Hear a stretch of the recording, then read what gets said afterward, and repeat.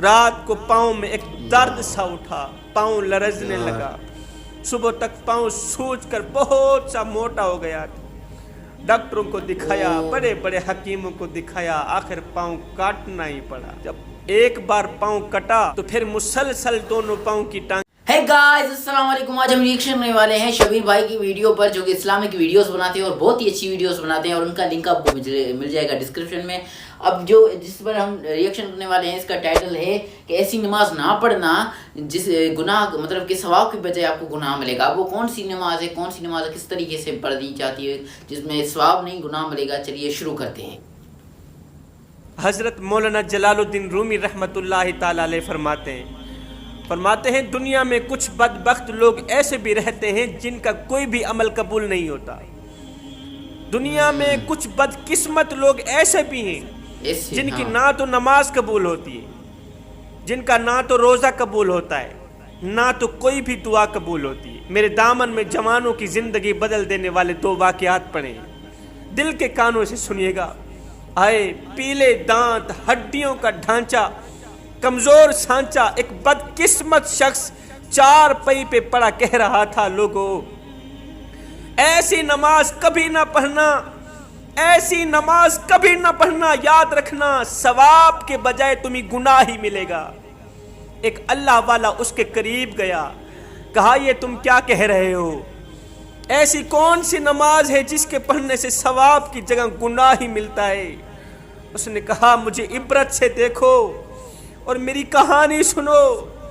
کہنے لگا یہاں میرا مکان تھا، یہاں میرا مکان تھا، دکان تھی، کاروبار تھا، میں کون تھا؟ میں ایک شیر جیسا انسان تھا، لیکن اب بھیک مانگتا ہوں، کوئی دیتا ہی نہیں ہے۔ جو بھی ساتھ سے گزرتا ہے مجھ پر لعنت کرتا ہے۔ ہائے اس کی آنکھیں چھم چھم برس رہی تھی، رو رو کے کہہ رہا تھا کہ عبرت کی بات تو یہ ہے کہ میں نماز پڑھتا ہوں، گزرنے والا مجھے نمازی پرہیزگار کہنے کے بجائے مجھ پر لعنت کرتا ہے۔ اب اس نے اپنی زندگی کی ایک دردناک کہانی سنائی، اپنی زندگی کا ایک عبرتناک واقعہ سنایا۔ کہنے لگا میں وہ بدبخت انسان ہوں جس نے اپنی ماں کے چہرے پر جوتے مارے ہیں، استغفر اللہ۔ کہنے لگا ایک رات میں اپنے بد کردار غنڈے دوستوں کے ساتھ سینما دیکھنے گئے، ساری رات کنجریوں کے طوائفوں کے ڈانس دیکھتا رہا، شرابوں میں مست رہا۔ واپسی رات 2 بجے گھر پہنچا، گھر پہنچ کر ماں سے کھانا مانگا۔ ماں نے شرم دلائی، او ساری رات آوارہ گردی کرتا ہے تو باپ کی عزت کو کیوں خاک میں ملا رہا ہے؟ نہ تمہارا باپ ایسا تھا، نہ دادا ایسا تھا، اور نہ ہی تو یہ تیری ماں ایسی ہے، تو کن گنڈوں میں پھنس گیا ہے؟ بس مجھے غصہ آیا، جیسے ہی میری ماں نے میری غیرت جگانے کی کوشش کی، مجھے غصہ آیا، جوتا لے کر ماں کو مارنے لگا۔ 2 جوتے اس کے منہ پر لگے۔ ہائے ماں کے منہ سے بے ساختہ ایک آواز نکلی، ایک دردناک آواز نکلی۔ وہ آواز ہواؤں کو پھاڑتی ہوئی، فضاؤں کو پھاڑتی ہوئی، پہلے آسمان کو چیرتی ہوئی، دوسرے آسمان کو چیرتی ہوئی، 7 آسمانوں کو چیرتی ہوئی، اس دردناک آواز نے عرش کو جا ہلایا۔ رو کر کہنے لگی او عرش والے رب، تو نے مجھے اس لیے بچہ دیا تھا کہ آج ماں بیٹے سے جوتے کھا رہی ہے۔ اے رب رات کا دوسرا پہر ہے، میری سن، مجھے اپنے پاس بلا لے، مجھے اپنے پاس بلا لے، میری کمزور ہڈیاں اب مزید جوتے نہیں کھا سکتی۔ اے رب جس نے ماں کے منہ پر جوتے مارے، جس نے ماں کو دکھ دیا ہے، اس کتے کو دنیا و آخرت میں تباہ و برباد کر دے۔ اس کی نہ تو دعا قبول کرنا اور نہ ہی تو نماز قبول کرنا۔ کہنے لگا اس وقت ماں کی ان باتوں کو سنتا سنتا میں سو گیا۔ رات کو پاؤں میں ایک درد سا اٹھا، پاؤں لرزنے لگا، صبح تک پاؤں سوج کر بہت سا موٹا ہو گیا تھا۔ ڈاکٹروں کو دکھایا، بڑے بڑے حکیموں کو دکھایا، آخر پاؤں کاٹنا ہی پڑا۔ جب ایک بار پاؤں کٹا تو پھر مسلسل دونوں پاؤں کی ٹانگیں کٹتی گئی۔ یہ کہتے ہوئے اس نے اپنی ٹانگوں سے کپڑا ہٹایا۔ اس بدقسمت انسان نے جب اپنی ٹانگوں سے کپڑا ہٹایا، زخم دکھاتے ہوئے کہا بھائی یہ زخم نہیں ہے، یہ ماں کی بد دعا ہے، یہ زخم نہیں ہے، ماں کی بد دعاؤں کا اثر ہے، یہ ماں کی بد دعا ہے، اللہ کا قہر ہے مجھ پر۔ ماں رو رو کر ایک ہفتے میں چل بسی، جائیداد گئی، بیوی گئی، بیٹے گئے، 4 سال سے یہاں پڑا ہوں، پیپ مسلسل بہ رہی ہے، ایسا لگتا ہے کہ ہر وقت کتے کاٹ رہے ہیں، کتے کاٹ رہے ہیں، نیند نہیں آتی۔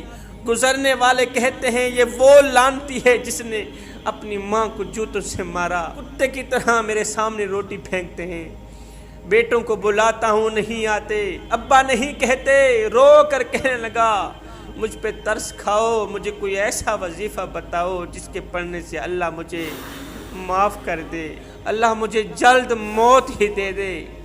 میری زندگی اجیرن بن گئی، میں زندگی سے تنگ آ گیا ہوں، دعا کرو اللہ اس بدبخت کو موت ہی دے دے۔ آئے ماں کے دو جملوں نے دونوں جہانوں کے لیے خدا کے غضب کا نشانہ بنا دیا۔ جنہوں نے والدین کی خدمت کی پھر ان کو اجر کتنا ملا، جنہوں نے والدین کو ذلیل کیا ان کی سزا تو تم لوگوں نے سن لی، ان کا عبرت ناک واقعہ سن لیا۔ اب جنہوں نے والدین کی خدمت کی ان کو دنیا و آخرت میں اجر کتنا ملا۔ سنو، ایک نوجوان اپنے والدین کا بڑا ہی ادب کرتا تھا، ہر وقت ان کی خدمت میں مشغول رہتا تھا۔ جب والدین کافی عمر رسیدہ ہو گئے تو اس کے بھائیوں نے مشورہ کیا کہ کیوں نہ اپنی جائیداد کو والدین کی زندگی ہی میں تقسیم کر لیا جائے تاکہ بعد میں کوئی جھگڑا نہ ہو۔ اس نوجوان نے کہا کہ آپ جائیداد اپنے پاس رکھ لیں اور والدین کی خدمت کا کام میرے سپرد کر دیں، جتنی بھی جائیداد ہے نا آپ اپنے پاس رکھ لیں، والدین کی جو خدمت ہے اس کا کام میرے سپرد کر دیں۔ اب یہ نوجوان سارا دن محنت مزدوری کرتا، پھر گھر آ کر بقیہ وقت اپنے والدین کی خدمت اور بیوی بچوں کی دیکھ بھال میں گزارتا۔ وقت گزرتا رہا حتیٰ کہ اس کے والدین کا انتقال ہو۔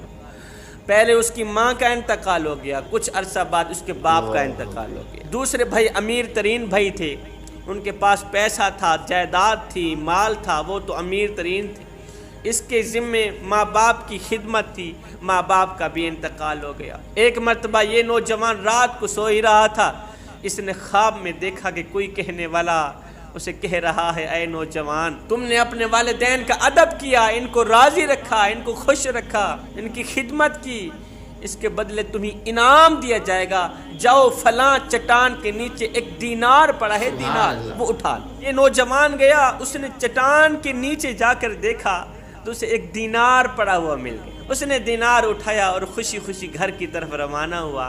راستے میں ایک مچھلی فروش کی دکان کے قریب سے گزرتے ہوئے اسے خیال آیا کہ اس دینار کے بدلے میں ایک بڑی سی مچھلی خرید لی جائے، بیوی بچے آج اس کے کباب بنا کر کھائیں۔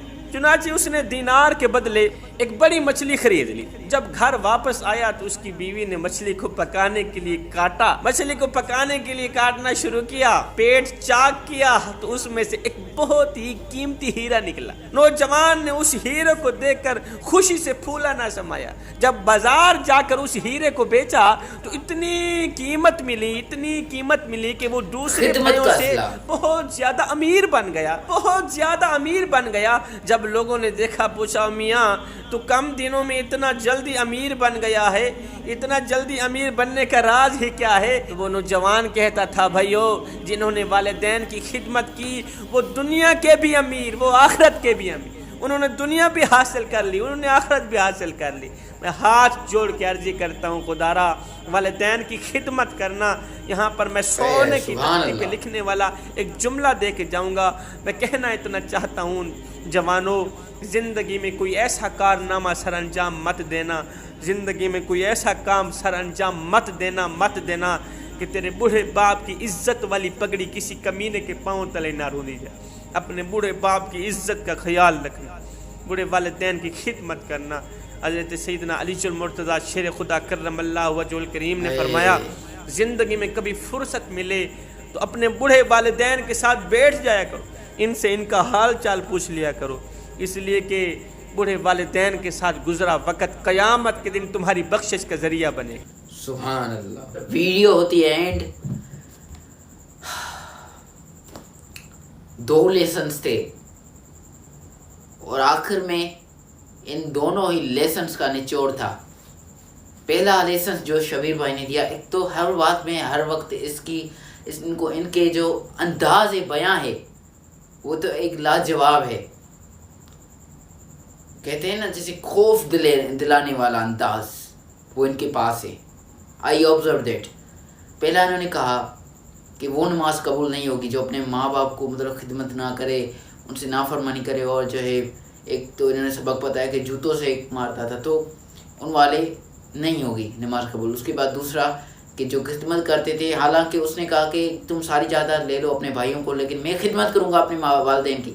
اس کو دیکھو خود بخود اللہ پاک نے خواب میں ایک دلوایا، اور جو ہے وہاں سے وہ مطلب لیسنس تھا ایک. اور آخر میں انہوں نے کہا کہ ایسا کام نہیں کرنا جس سے تمہارے ماں باپ کی عزت گھٹ جائے. تو گائز کیسی لگی آپ کو ویڈیو؟ ملتے ہیں کسی دن، تب تک کے لیے اللہ حافظ. ان کا لنک مل جائے گا ڈسکرپشن میں.